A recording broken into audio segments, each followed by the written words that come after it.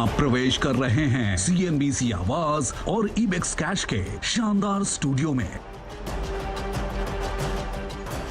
हाय, good morning. सीधा सौदा के आज के थर्सडे एडिशन में स्वागत है। इंपॉर्टेंट दिन है क्योंकि आज वो क्रेडिट पॉलिसी बजट के बाद सबसे बड़ा इवेंट जो हमारे सामने खड़ा था वो आज है क्रेडिट पॉलिसी। 3 दिनों की MPC की बैठक खत्म होगी, सुबह सुबह 10 बजे तड़के क्रेडिट पॉलिसी का अनाउंसमेंट। थर्सडे है तो वीकली ऑप्शन एक्सपायरी की तैयारी करनी है और कल के अप मूव्स के बाद सब जानना चाहते हैं कितनी और तेजी इस बाजार में बची है। SGX निफ्टी लकीली कह रहा है कि भाई हम 40 पॉइंट के उछाल के साथ आज थर्सडे के दिन कामकाज की शुरुआत करेंगे। वजह यह है कि यूएस में कल एक और मजबूत सेशन था। कल फिर 1 से 2% अक्रॉस बेंचमार्क्स उछाल के साथ वहां पे कामकाज हुआ। ऐसे में नीरज जी समझ लिया जाए दरअसल पिच है कैसी, यूएस में बैक टू बैक अच्छे स्ट्रॉन्ग सेशंस के पीछे वजह क्या है। Neeraj ji good morning.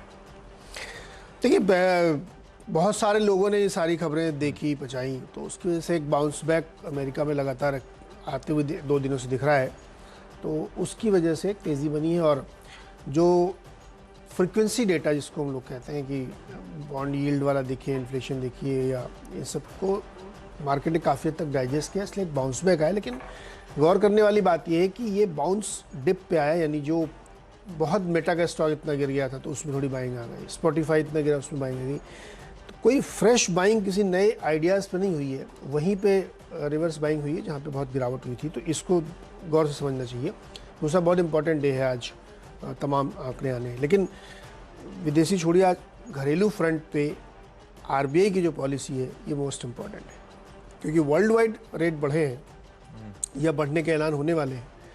तो RBI क्या अपने रुख में बदलाव करेगा, रेट में बदलाव करेगा, या अभी भी हर कीमत पे ग्रोथ पे फैसला करेगा?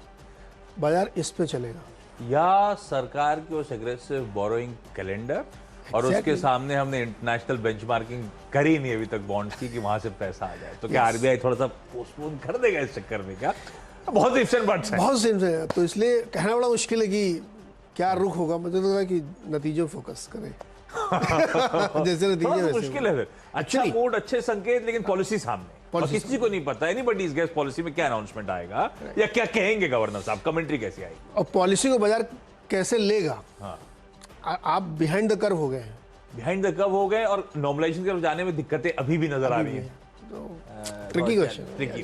ठीक है, देखते हैं MPC क्या फैसला लेती है। तो भाई लकीली हमें वो निफ्टी पे कॉल नहीं लेना, हमें स्टॉक स्पेसिफिक कॉल लेने। तो जो खबरें हैं उस लिहाज से जो स्टॉक्स अच्छा कर सकते हैं, जो बुरा कर सकते हैं, वो बढ़िया 20 स्टॉक्स आपके सामने हम लोग कर देते हैं प्रेजेंट।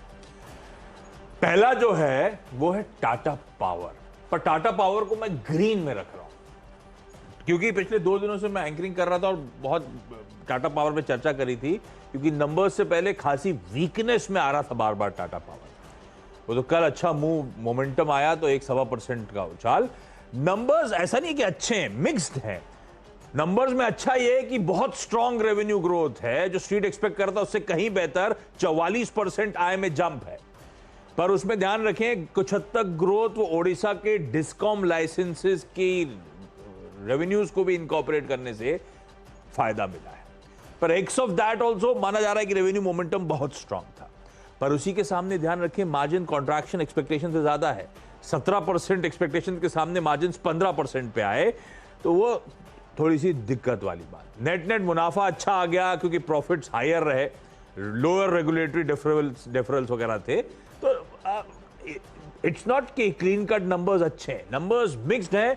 पर स्टॉक क्योंकि नर्वसली अप्रोच कर रहा था इन नंबर्स को, मुझे लगता है उस तक नर्वसनेस वाले सिम्टम्स नजर नहीं आते, इसीलिए शायद इन ग्रीन स्टॉक ट्रेड करेगा। पेट्रोनेट LNG दूसरा काउंटर है और वाकई बढ़िया नंबर्स। और वो क्या, कल ही हम लोग गैस कंपनियों की चर्चा कर रहे थे, कल ही बात कर रहे थे IGL, वो महानगर गैस, वो गुजरात गैस, कैसे डिसअपॉइंटमेंट सामने आए थे। बिजनेस मॉडल अलग है, पर क्या है एक ही जामे में रखते हैं, तो उस लिहाज से नंबर्स तो बड़े अच्छे हैं। आय 16.5% क्यू ऑन क्यू बढ़ी, बाजार उम्मीद से कहीं बेहतर। बाजार उम्मीद की 10,500 की 12,500 करोड़ की आय।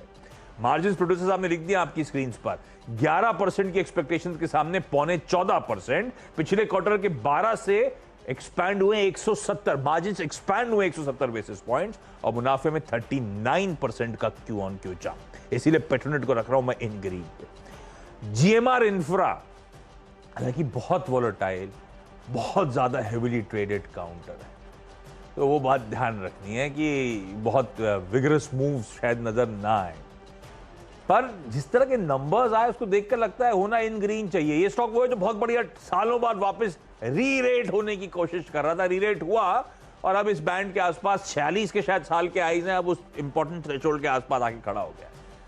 तो अब वो एक 46 इसलिए मेंशन करा कि एक वो बड़ा सा स्टिफ रेजिस्टेंस जोन हो जाता है ईयर हाईज के आसपास, तो बहुत ज्यादा गुंजाइश फिर नजर नहीं आती, लेकिन इन ग्रीन ट्रेड होना चाहिए क्योंकि रेवेन्यूज में 63% का जंप, एबिटा 85 करोड़ से बढ़कर 713 करोड़, एबिटा मार्जिन 10% से बढ़कर 52% और लॉसेस इस परफॉर्मेंस के बाद रिड्यूस हो गए, इसीलिए शायद इन ग्रीन कामकाज होना चाहिए।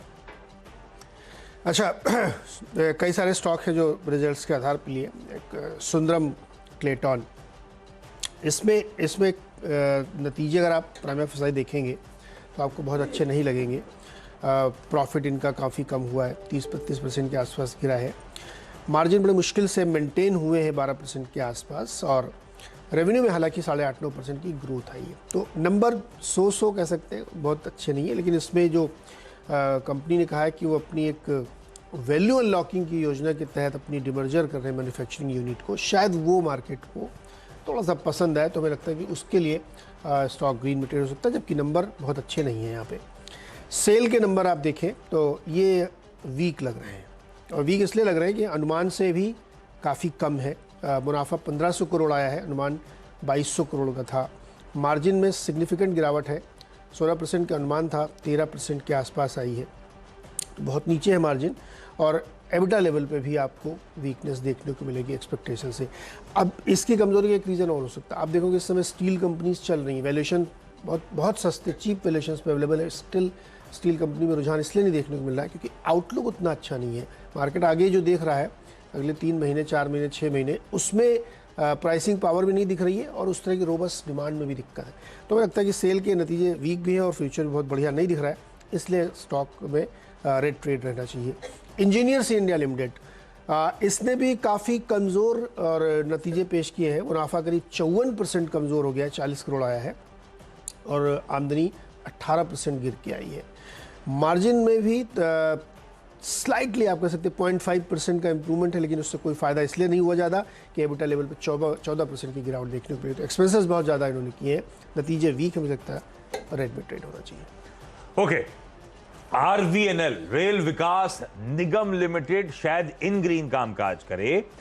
हाईलाइट है इसकी मार्जिन परफॉर्मेंस, एक्सपेंशन है, तो आय में साल दर साल 35%, एबिटा में 45%, आय 35 बढ़ी, एबिटा 45% बढ़ा, यानी कि मार्जिन एक्सपैंड हो गए। 50 basis points year on year margin में एक्सपेंशन है, बढ़िया आंकड़े हैं, इसीलिए मेंशन कर रहा हूं। विश्वराज शुगर इंडस्ट्रीज, कई सारे शुगर स्टॉक्स कल सेकेंड हाफ में मूव कर रहे थे क्योंकि खबरें अच्छी आई थी और उसमें सिंगल आउट इस स्टॉक को कर रहा है, बेसिकली इथेनॉल की जो टेल विंड्स है। और दो चीजें ध्यान रखिए, ऑयल मिनिस्टर हरदीप सिंह पुरी साहब का कहना था कि 9% इथेनॉल ब्लेंडिंग पेट्रोल में अचीव हो चुकी है, 20% के टारगेट की तरफ हम बढ़ रहे हैं 2025 तक। इथेनॉल के टेल विंड्स बहुत स्ट्रांग है। साथ में कल खबर यह आई कि पहली बार जो टेंडर जारी करे गए उसमें प्रोक्योरमेंट के लिए 10% की जगह 11% एथेनॉल ब्लेंडिंग की बात करी गई है। तो बेसिक आइडिया यह है, लॉजिक ये कहता है कि जो 95 करोड़ का टेंडर आया है, 95 करोड़ लीटर्स एथेनॉल ब्लेंडिंग का, ये दिखा रहा है आने वाले शुगर सीजन में एथेनॉल की मांग जो है वो बढ़ती हुई नजर आएगी। तो अच्छी खबर इन शुगर कंपनीज के लिए, और इसके लिए तो ये पिटा हुआ स्टॉक है, ध्यान रखिएगा, 46 के हाईज वाला स्टॉक है जो 24 पे ट्रेड कर रहा है। और बीच में ये खबरें आई थी कि प्रमोटर्स, बीएनपी पारिबास, आर्बिट्राज, ये सब खुले बाजार से स्टॉक खरीद रहे हैं। तो टेलविंड्स थी, सारे शुगर स्टॉक्स मूव करें, एक बात ध्यान रखिएगा, लेकिन इन टेलविंड्स के बीच में शायद ये स्टॉक बेहतर करता हुआ नजर आए। ये हो गए अच्छी बातें खत्म, यहां पे 5 ग्रीन वाले। अब क्योंकि क्रेडिट पॉलिसी का दिन है, हमें दोनों तरफ की पोजीशनिंग रखनी है। कुछ वीक नंबर्स की बात करता हूं, उसमें पहला है एसीसी, और एसीसी वीक ऑपरेशनल परफॉर्मेंस के चलते आय में 2% का उछाल। मोटा मोटी एक्सपेक्टेशन यही थी, तो इसमें कोई दिक्कत नहीं, पर उसके नीचे मामला गड़बड़ाता चला गया। एबिटा 2.5-3% गिर गया। ऑलमोस्ट 700 करोड़ की एक्सपेक्टेशंस के सामने केवल 550 करोड़ का एबिटा। 16.5% की मार्जिन एक्सपेक्टेशन जो बाजार की थी, उसके सामने 13.2%। मार्जिन तगड़ा एक्सपेंशन की बात हो रही थी, उल्टा साल दर साल मार्जिन कॉन्ट्रैक्शन में आ गए और इसीलिए मुनाफा 40% गिर गया। ये है लाल, और बाकी लाली की बात बाद में करूंगा। ओके, चलिए अगला स्टॉक है मेरा IRB इंफ्रा। इसके आज रिजल्ट्स आने हैं और हमें लगता है कि नतीजे बेहतर होने चाहिए, क्योंकि लास्ट क्वार्टर अगर आप देखें, सितंबर क्वार्टर में उन्होंने करीब 1500 करोड़ के आसपास का रेवेन्यू क्लॉक किया था और 42 करोड़ का प्रॉफिट। अब ये नॉर्मलाइजेशन हुआ। लास्ट क्वार्टर में टैक्स इनका बहुत ज़्यादा था, करीब 48% टैक्सेशन इनके ऊपर हुआ था, इसलिए प्रेशर था, लेकिन इस बार ये ईज आउट होता हुआ दिखेगा। दूसरा ये रीज़न मुझे लगता है कि इस पूरे पिछले 3 महीनों में अगर आप देखें तो इंडस्ट्रियल जो एक्टिविटीज़ थी वो बहुत अच्छी चलती हुई दिखी, तो हमें लगता है कि उसकी वजह से इसके नतीजे आपको बेटर होते हुए दिखेंगे। तीसरा मुझे इस वजह से भी लगता है क्योंकि इन्होंने, आपको याद होगा पिछले 3-4 महीने पहले जो पूरा एक डेवलपमेंट हुआ था कि company completely owned by now foreigners, उनके थ्रू हो गया। 51% जो है इनविट में इनकी होल्डिंग है, तो शायद ये बात चल रही है कि फिर इसको आगे जाते हुए हाइव ऑफ करें तो एक वैल्यू अनलॉकिंग का केस बनता है। लेकिन हमें लगता है कि नतीजों के आधार पर आपको उसको देखना चाहिए। आज रिजल्ट इसके आएंगे तो एक बेहतर प्रदर्शन आपको कंपनी करती हुई दिखेगी। हीरो मोटो के नतीजे आ जाने, लेकिन हमें लगता है कि नतीजे वीक होंगे। हालांकि अनुमान बाजार के हैं, सारे बहुत ही कमज़ोर के हैं, लेकिन स्टॉक में एक मोमेंटम पिछले कुछ दिनों में दिखा है, तो हमें लगता है कि शायद लोग अपनी नतीजों के बाद पोजीशन हल्की करते हुए दिखेंगे, क्योंकि अनुमान ये है कि मार्जिन भी गिरेगा, मार्जिन तगड़ा गिरेगा क्योंकि रॉ मटेरियल कॉस्ट बहुत ज़्यादा बढ़ी है और सेल्स वगैरह आप मंथ ऑन मंथ देख ही रहे, बहुत इंप्रेसिव नहीं है। तो हमें लगता है कि हीरो मोटो पे प्रेशर रहेगा। SBI, इस पे मुझे लगता है कि ये पॉलिसी का ट्रेड है। आगे और बैंक है, 1-2 बताएंगे आपको, लेकिन 6th स्टॉक है SBI। अगर इस बिना पे जाए कि रेट में थोड़ी सी टिंकरिंग होगी या कमेंट्री भी बदल गई RBI की, तो बैंक्स के लिए ये बहुत अच्छा होगा। तो हमें लगता है कि आज बैंक बहुत ही ध्यान से आपको देखने चाहिए। किसी भी साइड में मूव करेंगे तो बड़ा मूव इसमें बैंक में होगा, तो इसलिए मतलब अगर RBI दरें भी बढ़ाने की बात कर देता है तो ये पॉजिटिव हो जाएगा। अगर वो खाली अपना रुख बदल देते हैं, बहुत एकोमोडेटिव की बजाय वो कहते हैं कि नहीं अब हम जो है नॉर्मलाइजेशन की तरफ बढ़ेंगे, अगर केवल स्टेटमेंट भी ये देते हैं तो ये बैंक्स के लिए, बैंक को अच्छे दिन अच्छे नहीं लगते क्या? बैंकों के लिए भी तो अच्छे दिन होने चाहिए, सिर्फ आपके अच्छे दिन क्यों? बैंकों के अच्छे दिन होते हैं। हालांकि सरकारी बैंकों के अच्छे दिन चल रहे हैं, इनके नतीजे बहुत जबरदस्त आ रहे हैं। इसमें कुछ इस बार सरकारियों ने प्राइवेट को आउट परफॉर्म किया। यस, तो चलिए खैर 6 स्टॉक हो गए। ब्रेक लेते हैं छोटा सा, लौट के आके अगले 4 स्टॉक्स।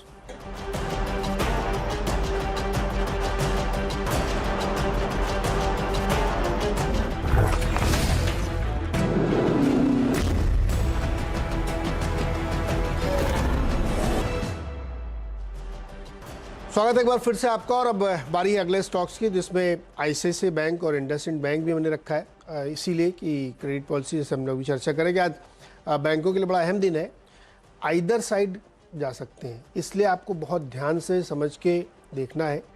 लेकिन जो भी मूव्स होंगे वो बैंक के लिए बहुत इंपॉर्टेंट होंगे। अगर टिंकरिंग होती है तो सुन के देख के करिएगा, लेकिन हमें लगता है कि टॉप नॉच बैंक जो है, इसीलिए हमने SBI पहले बताया, ICICI और इंडसइंड, ये रखिएगा। इसके अलावा 2 स्टॉक हैं और एक बर्जर पेंट्स है। नतीजे मुझे नहीं बहुत कन्विंसिंग नहीं लग रहे हैं, हालांकि इनलाइन नंबर लोग मान के चल रहे हैं। प्रॉफिट रेवेन्यूज 2,500 करोड़ के आया, जो अनुमान था एग्जैक्टली वैसा ही आया। एबिटा भी 100 करोड़ कम हुआ है, 392 करोड़ के आसपास आया। मार्जिन इनके 2% घट गए हैं, कंप्रेस हो रहे मार्जिन लगातार, और क्रूड अगर 94, 92, 93 पे बना हुआ है, तो ये जो करंट क्वार्टर है ना, Q4 जिसको हम लोग बोलते हैं, इसके नतीजे में और प्रेशर आपको देखने को मिलेगा। इसलिए आउटलुक के आधार पे बर्जर के नतीजे वीक हैं यहाँ पे। HEG के नतीजे बेहतर हैं यहाँ पे। इनके जो नंबर्स हैं वो इसलिए अच्छे दिख रहे हैं क्योंकि ऑपरेटिंग प्रॉफिट काफ़ी बढ़ गया है, नेट प्रॉफिट घाटे से मुनाफे में आ गए, इसलिए परसेंटेज बताना ठीक नहीं, 20 गुना बढ़ गया है यहाँ पे। एबिटा में 10% ग्रोथ है, लेकिन मैं ये कह रहा हूँ कि ये ग्रीन में ट्रेड करना चाहिए, क्योंकि नंबर एक्स्ट्रा ऑर्डनरी है। लेकिन ये क्या काम करते हैं? स्टील कंपनियों के लिए काम करते हैं ये, और स्टील का आउटलुक अगर बहुत अच्छा नहीं तो HEG के लिए कैसे अच्छा होगा। लेकिन मैं इसीलिए कह रहा हूँ ये नंबर बहुत एक्स्ट्रा ऑर्डनरी है, इसलिए हो सकता है इसमें थोड़ा मूव दिखे। नायका यानी कि FSN ई-कॉमर्स वेंचर्स लगता है लाल में ट्रेड होना चाहिए, और समझाता हूं क्यों। आय में 35% साल दर साल का दबाव, इबीटा भी 35% गिरा, मार्जिन्स आधे हो गए लिटरली, 13.2 के रिड्यूस होके 6.2 पे आ गए और इसलिए मुनाफा 60% गया। तो नंबर्स देख के लगता है खासी वीकनेस नंबर्स में, और स्टॉक भी शायद थोड़ा दबाव में, पर आप ब्रोकरेजेस का आउटलुक पढ़ेंगे तो सबको बहुत पसंद आ रहे हैं, सब कह रहे हैं अनुमान के हिसाब से हैं, तो मतलब शायद बाजार एक्सपेक्ट कर रहा था कि मार्जिन्स आधे हो जाएंगे। तो जरा ओपनिंग होने दीजिएगा, सारी दिग्गज ब्रोकरेजेस अभी भी तेजी का मन बना रही हैं मुझे, लेकिन लगता है इवेंचुअली लाल निशान में ट्रेड होना चाहिए, इसीलिए इन रेड रख रहा हूं एसकेएफ। और यहां पे भी मार्जिन्स ने एक नॉक लिया है, आय में 18% की गिरावट, मार्जिन्स 22% वाले 12-13% पे ऑलमोस्ट आधे हो गए, और इसलिए मुनाफा 31% गिर गया। क्योंकि अब सब लाल वाले स्टॉक्स में पहले ही बता चुका हूं, सोलारा बहुत कमजोर परफॉर्मेंस, मतलब ये तो एक्सेप्शनल अच्छी वर्ड होता है, एक्सेप्शनली वीक कह लीजिए। आय 88% गिरी, इबीटा लॉस है, पिछली बार इबीटा प्रॉफिट था 105 का, इस बार 97 करोड़ का इबीटा लॉस, तो कहां 65 करोड़ के मुनाफे के सामने 140 करोड़ का घाटा। और ऑरबिंदो एक और फार्मास्यूटिकल, उसी फार्मा स्पेस से जुड़ी कंपनी, और यहां पे भी ये नंबर ऐसा एक्सेप्शनली वीक नहीं है लेकिन कमजोर है। आय 6% गिरी, मार्जिन्स इसके गिर गए 20% से 17%, इनफैक्ट 16.9%, 20% हमारी एक्सपेक्टेशन थी, एक्चुअल मार्जिन 21.5% से, जिससे रिड्यूस हो गए 500-600 बेसिस पॉइंट्स, और इसीलिए मुनाफा 70-80% यहां पे भी उड़ गया। तो नंबर्स तो वीक है, इसलिए शायद ऑरबिंदो, हालांकि ये पिटा हुआ स्टॉक है, ये अपने हाई से कहीं नीचे ट्रेड कर रहा है अपने कंसर्न्स के बीच में, पर उस बीच में नंबर्स भी खराब है, इसीलिए शायद इन रेड। क्विकली छोटा सा ब्रेक के उस पार हम दोनों की टीम्स का एक quick wrap up.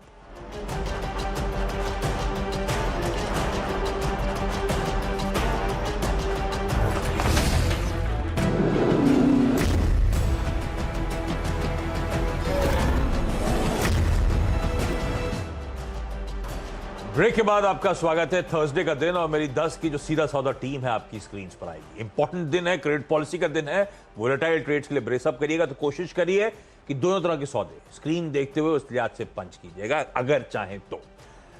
Tata power है मिले जुले नतीजे, लेकिन मैं रेवेन्यू मोमेंटम जो स्ट्रांग है उसकी तरफ ज्यादा जा रहा हूं, क्योंकि नंबर से पहले कुछ दिन आपने अच्छा खासा वीकनेस आती हुई देखी है, तो शायद वो ट्रेंड आज थोड़ा सा रिवर्स हो, जिसकी शुरुआत कल हो चुकी है। पेट्रोनेट एलएनजी, ये वो गैस से जुड़ी कंपनी, लेकिन बहुत सॉलिड नंबर्स है, क्यू ऑन क्यू तगड़ा ग्रोथ, मार्जिन्स में अच्छा खासा एक्सपेंशन। लाइकवाइज जीएमआर इंफ्रा का बहुत अच्छा परफॉर्मेंस है साल दर साल, मार्जिन्स 10% से बढ़कर 52%, ओपनिंग अप सबका फायदा जो भी हुआ, बहुत अच्छे नंबर्स हैं, इसीलिए पर है बहुत बड़ी इक्विटी, अच्छा चला हुआ स्टॉक है, तो शायद बहुत नोटवर्दी मूवमेंट्स ना है, ये भी ध्यान रखिएगा। आरवीएनएल Q3 में मार्जिन्स में 50 बेसिस पॉइंट्स का जंप।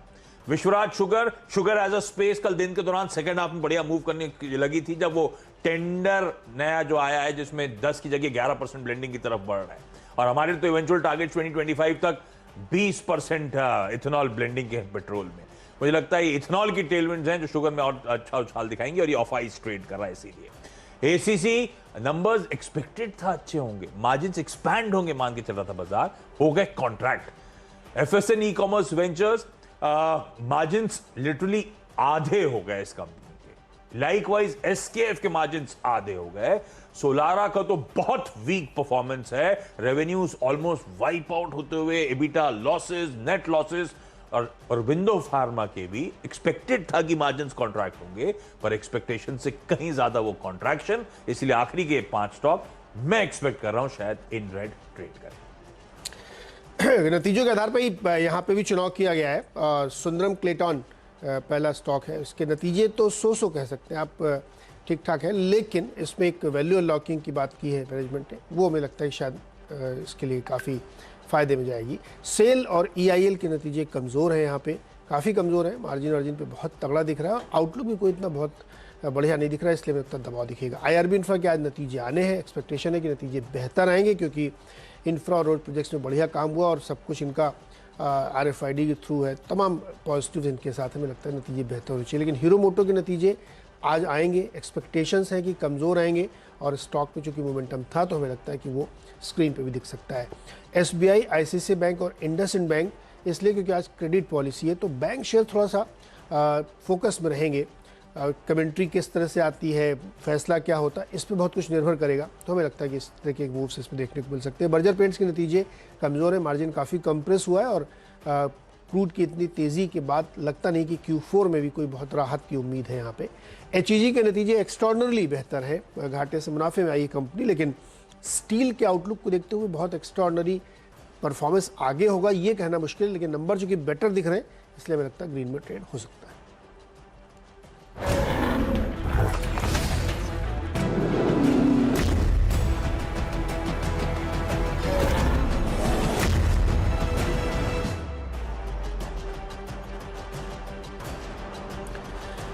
तो चलिए मुनाफे की तैयारी की ओर बढ़ते हैं और आज बहुत ही इंपॉर्टेंट डे है इंडिया के लिए, यूएस के लिए।